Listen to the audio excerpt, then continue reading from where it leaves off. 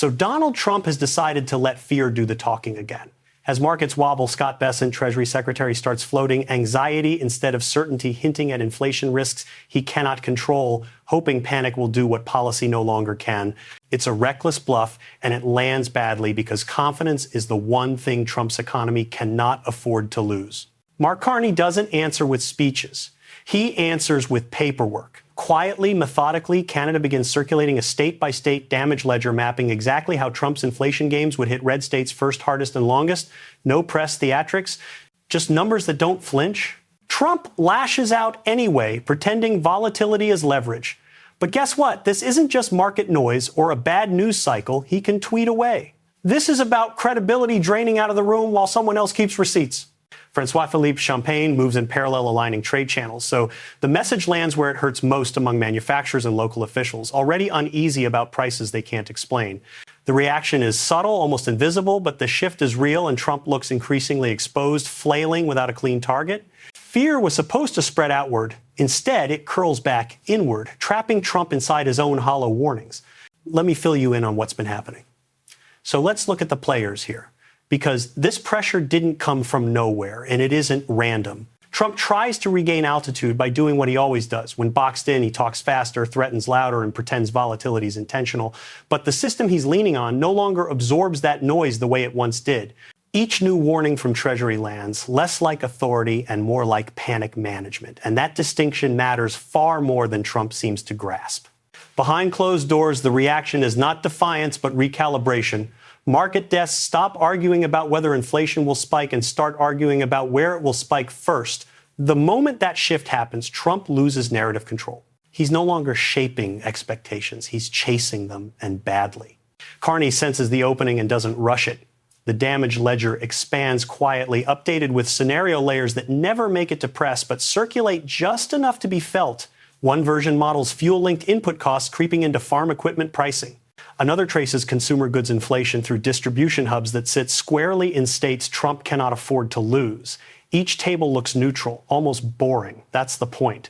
It strips Trump's theatrics of oxygen and replaces them with arithmetic he can't insult or intimidate.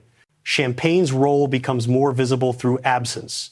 Calls that once ended with firm timelines now end with polite ambiguity.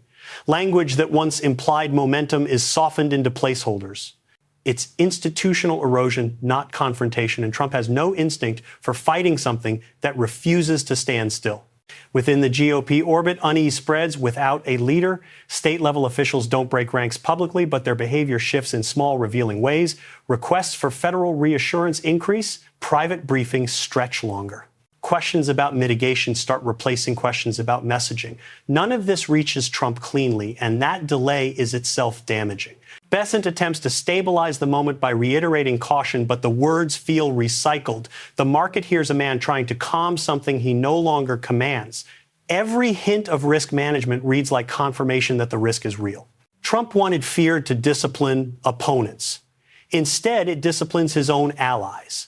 Carney presses again, still without spectacle. A revised ledger quietly links inflation exposure to employment sensitivity, showing how price shocks bleed into layoffs with a delay that looks manageable until it isn't.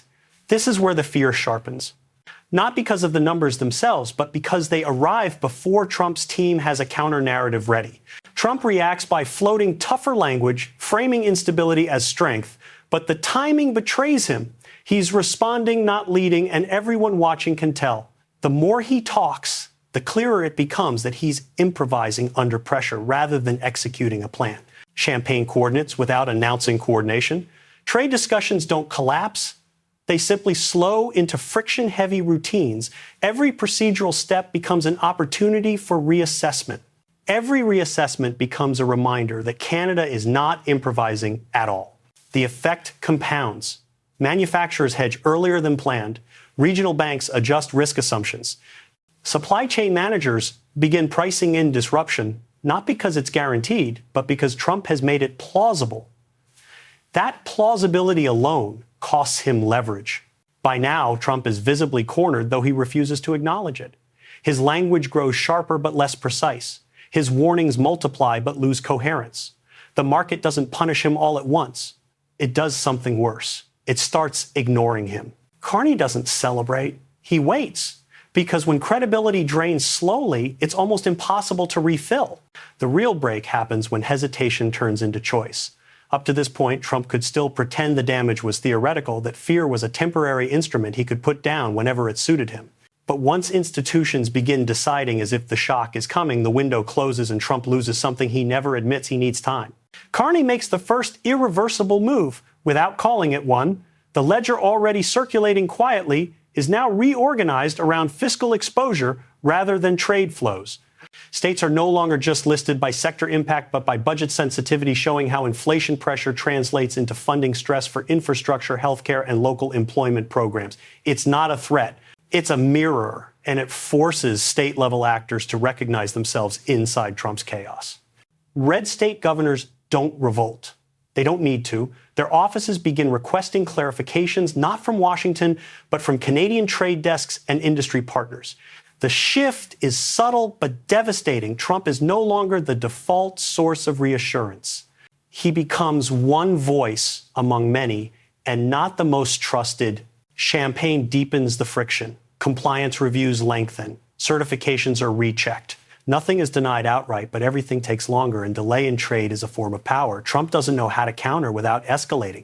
Every day loss becomes another day. Inflation expectations drift upward inside the U.S. market. Bessent tries to regain footing by signaling discipline, but the market hears retreat. Treasury language tightens, hedged with caveats meant to calm nerves, yet those caveats function like warnings. Trump wanted fear aimed outward. Instead, it's now embedded in his own financial messaging, hollowing out authority from the inside. The first clear ally fracture appears quietly. A cluster of GOP-aligned manufacturers adjusts earnings guidance, citing pricing uncertainty tied to cross-border input costs. They don't name Trump. They don't need to. Investors connect the dots faster than the White House does, and the reaction is immediate but restrained, a slow repricing rather than a crash. Carney's second decision lands here. The ledger is shared with a narrow circle of U.S. institutional analysts under strict confidentiality. Not leaked, not published, just present enough to shape expectations among people who move capital before headlines move voters. Trump loses narrative ground without ever seeing a press conference. Champagne follows by redirecting engagement bandwidth. Some talks are deferred, others are bundled into larger reviews. Each procedural change seems minor in isolation, but together they form a choke point Trump cannot tweet through. His threats grow sharper, but they now sound like reactions to a process he no longer controls. Inside, the GOP pressure builds unevenly. Agriculture-heavy states begin asking for carve-outs. Manufacturing corridors request timelines that no one can honestly give. The party doesn't fracture publicly, but it fragments operationally, and Trump feels it in the form of delayed endorsements, cautious statements, and suddenly conditional loyalty. Bessent faces a choice he didn't want. Double down on fear and risk spooking markets further, or soften the tone and implicitly admit the danger was overstated. Either path costs Trump credibility. Treasury opts for moderation, and the signal is unmistakable. The bluff is ending. Carney doesn't respond. He lets the silence do the work. Because by now the market understands that Canada isn't reacting to Trump's noise at all. It's executing a plan built around his predictability. The damage cascades. State officials adjust budgets preemptively. Procurement officers renegotiate timelines. Banks quietly revise lending assumptions in regions most exposed to price volatility. None of these actions are dramatic, but together they harden into reality before Trump can reverse course. Trump escalates anyway. He reframes instability as toughness, leaning into rhetoric that might have worked in another cycle. This time, it lands flat. The audience he needs has already moved on to managing risk, not applauding bravado. By the end of this phase, the power shift is undeniable. Carney holds the calendar, Champagne controls the pace, Bessent manages damage. And Trump is left reacting to consequences he set in motion but can no longer steer. Trump doesn't steady markets in moments like this. He spooks them. Scott Bessent tries to package it as prudence, but the delivery is jittery, like Treasury is whispering, "Don't panic," while slipping a match into the room. The message lands as weak management, not strength, and Trump, always addicted to theatrics, takes that weakness as permission to push harder. Carney reads it differently. He treats it as a signal that Washington is trying to move expectations with vibes instead of substance. So he moves the battlefield away from vibes. He authorizes a tighter, uglier version of the Canada Ledger, still the same quiet instrument, still no press circus, only now it's formatted to be weaponized in state politics, not a national narrative, a county-by-county bruise. The first thing that changes is the rhythm of private calls. U.S. state trade offices that normally posture start asking pointed, practical questions. Not will this happen, but if this happens, what breaks first? That shift alone is humiliating for Trump. Because once people start planning around you, your threats stop being leverage and start being risk. Trump's instinct is to counterattack with noise. He leans into harsher language, sharper framing, more swagger. It comes off hollow. The louder he gets, the more cornered he looks, and the more the market reads him as a man performing dominance because he can't produce it. That's the core rot he's trying to bully math. Carney's next move isn't public either. It's procedural. He instructs Champagne to reorganize the trade posture into review first mode. No dramatic cancellations, no cartoon villain moves, just a slow tightening of steps that forces U.S. counterparts to wait. Reviews extend. Internal checks multiply. Timelines stop being crisp. Nobody can point to a single block which makes Trump's usual outrage routine look pathetic and confused. Bessent faces a decision he can't avoid: keep feeding fear or start dampening it. If he escalates, markets wobble harder and Trump owns the turbulence. If he moderates, he signals retreat and Trump looks exposed, like the administration tried to scare the room and got scared by its own echo. Treasury tries to thread the needle language that sounds responsible while still implying danger. It's the worst of both worlds. Traders hear caution. Voters hear chaos. Trump hears disloyalty. Carney's ledger is now circulating in a way that feels almost insulting in its calm. It breaks inflation sensitivity into the kind of plain numbers that don't argue. It shows where price shocks land first. It shows which red state supply chains have the thinnest margins. It shows where temporary volatility becomes layoffs after a short delay. No grand conclusion, just a clean line from Trump's instability to someone's monthly grocery bill. A micro-story starts forming in the background, and it's the type Trump hates because it can't be insulted out of existence.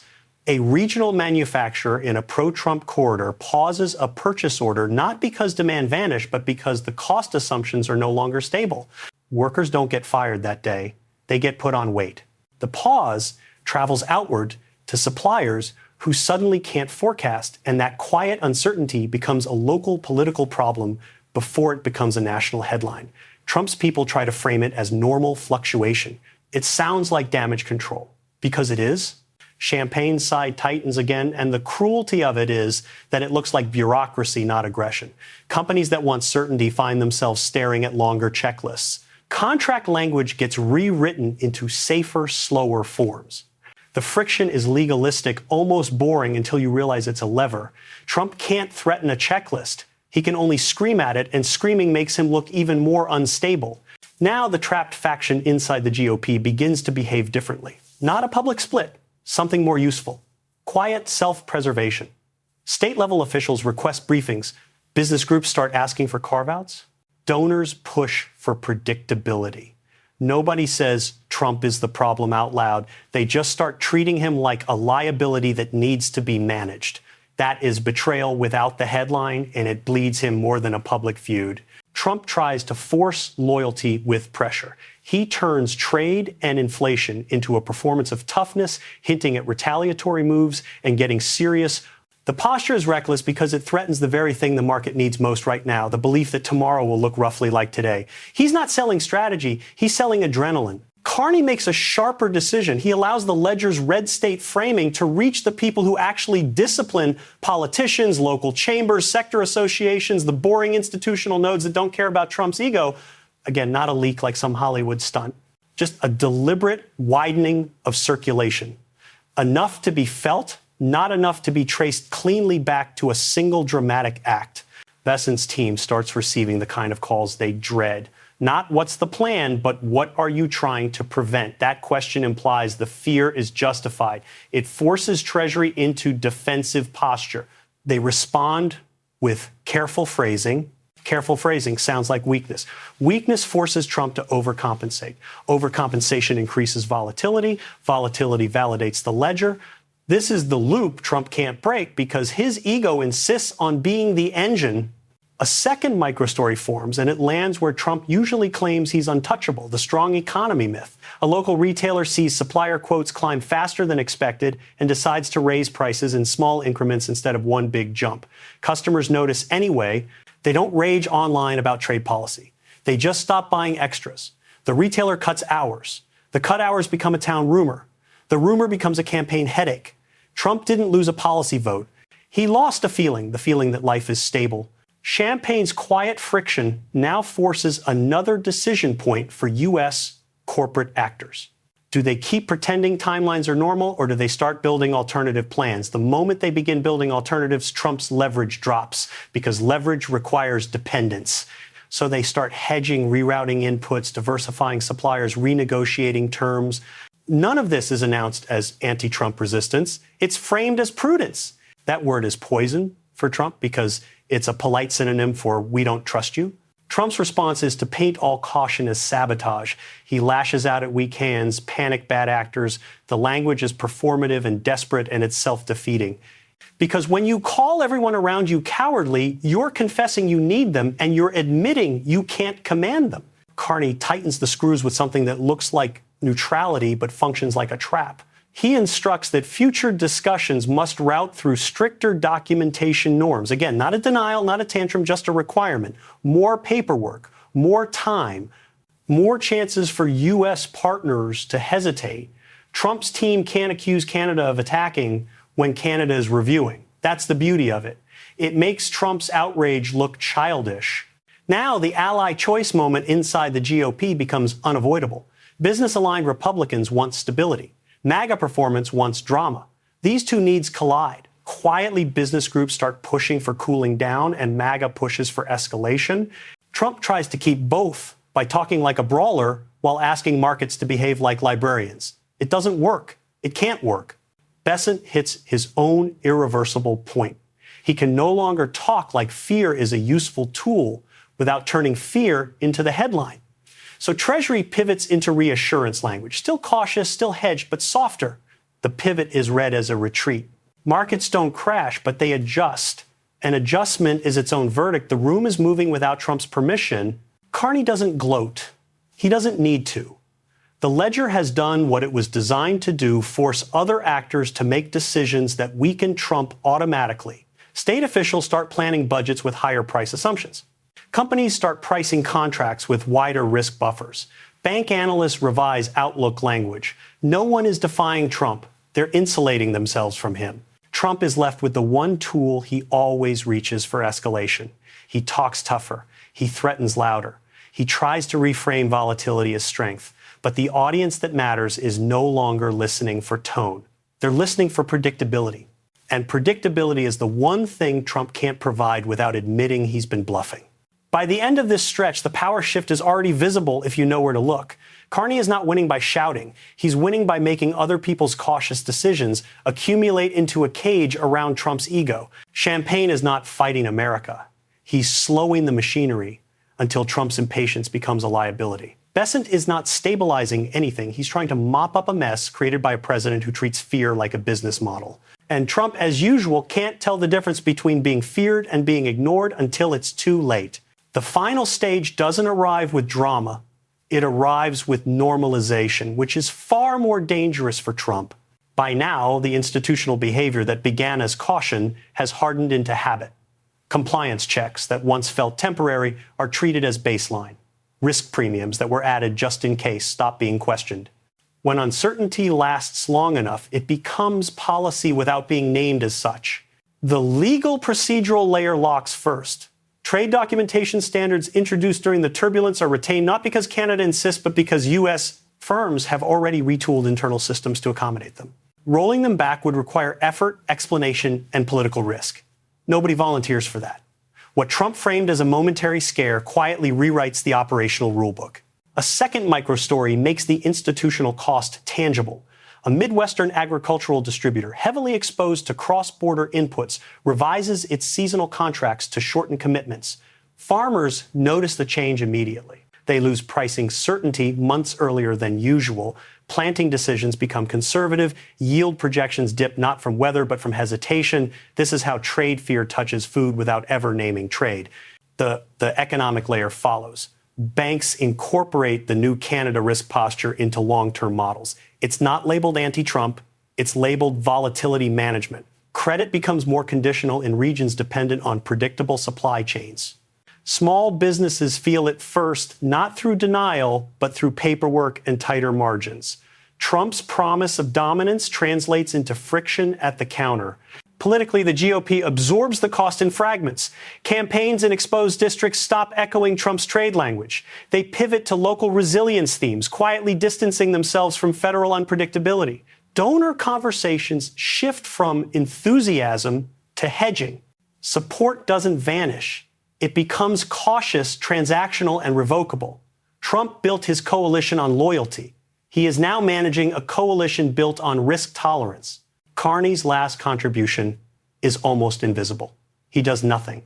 No new ledgers, no new pressure.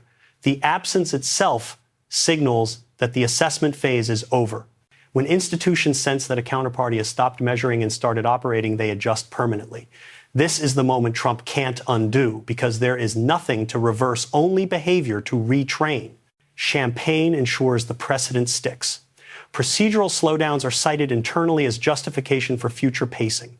What was once framed as situational caution becomes best practice. Future negotiations inherit the drag without inheriting the drama. Trump isn't just weakened in this fight. He's weakened in the next one and the one after that. The long-term precedent is colder than any political defeat. Canada. Economic relations don't rupture. They cool. They discipline volatility. They penalize unpredictability structurally rather than rhetorically. That discipline doesn't target Trump personally. It renders him irrelevant to the system he tried to intimidate. Trump attempts a final reframing, casting resilience as submission and delay as sabotage. The effort fails because the audience has changed. Markets are no longer listening for dominance. Institutions are no longer reacting to threats. They are executing routines designed to survive him. This is the end state Trump never sees coming. Fear once deployed as leverage becomes evidence. Evidence becomes procedure. Procedure becomes precedent. And precedent doesn't care who's shouting.